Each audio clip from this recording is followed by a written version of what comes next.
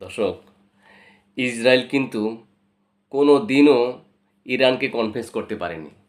বুঝতে পারছেন? আর এই যুদ্ধটা কিন্তু এই জন্যই, কারণ কনভিন্সটা করা সম্ভব হয়নি। আর ইরানও তার পাশের রাষ্ট্র হিসাবে ইসরায়েলকে পায়নি, অর্থাৎ ইরানের বর্ডারের সাথে ইসরায়েলের সম্পর্ক নাই।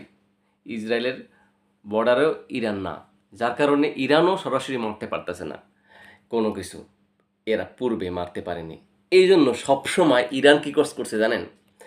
এই যে গাজার হামাস আছে, ইয়েমেনের হুতিস আছে, লেবাননের হিজবুল্লাহ আছে, এবং সিরিয়ার যে কিছু কিছু ছোটো ছোটো গ্রুপ আছে, এইসব গ্রুপ, তারপরে দেখবেন ইরাকের যে ছোটো ছোটো মিলিশিয়ান গ্রুপ আছে, এদেরকে সব সময় টাকা পয়সা, ট্রেনিং, অর্থ সম্পদ বিভিন্ন রকম দিয়া সবসময় ইসরায়েলের উপরে, মানে ইসরায়েলের অ্যাগেনিস্টে মারতই, মাল মশলা মারতই। যার কারণে সারা বছরই কিন্তু দেখবেন যে ইসরায়েলের মানে এই যে রাষ্ট্রে সবসময় প প প প প প শব্দ। কারণ কি?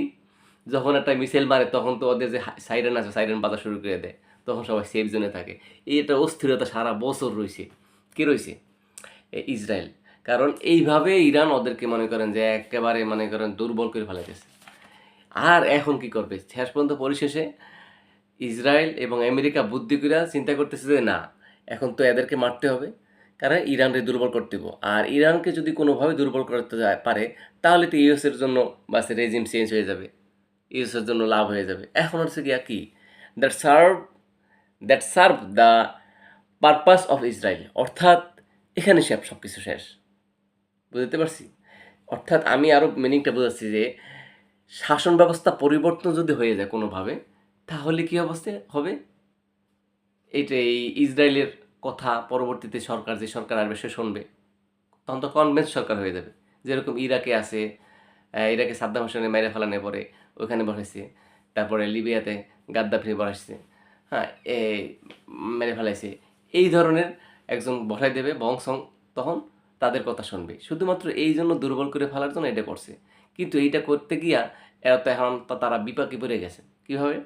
কোনোভাবেই তো ইরানের খামেনি মারা গেছে, এটা এখন সোশ্যাল মিডিয়ায় ভাসতেছে। তো মারা যাক বা না যাক, এটা একটা পার্ট। তো মারা গেলেও দেখেন, এরপরে আপনি কী করছি, ওদের যে প্রথম সারির যে সোলাইমান আছে, লিডার পারসন, কিসের লিডার পারসন, এই সেনাবাহিনীর, এরপর আরও যেগুলো প্রথম সারির, প্রথম 1 2 3 সারির মেরে ফেলেছে। এরপর তারা থামে নাই, কারণ তারা ঐক্য। তাদেরকে খামেনি এইভাবে বলছে যে আমি থাকি বা না থাকি, আমি যোগাযোগ করি বা না করি, তোমরা কিন্তু সবসময় যুদ্ধ চালিয়ে যাবে, এই মাতৃভূমিকে রক্ষা করবে, কখনো পরাশক্তির হাতে মাতৃভূমিকে দিবে না। তো এই জন্য সৈনিকরা সবসময় কথাটা রাখছে। আল্লাহ তাদেরকে হেফাজত করুক, ইরানের উপরে আল্লাহ রহমত করুক, আমাদের সকলকে শান্তিতে রাখুক, মুসলিম বিশ্বকে সুস্থ এবং শান্তিতে রাখুক। আমিন।